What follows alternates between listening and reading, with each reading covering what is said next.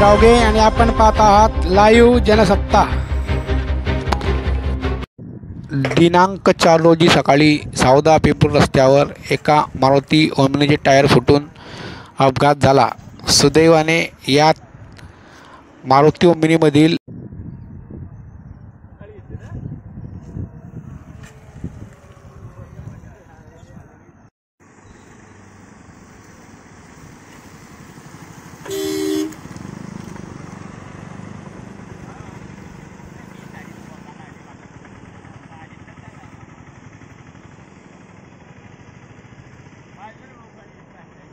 नहीं दूर है अपन।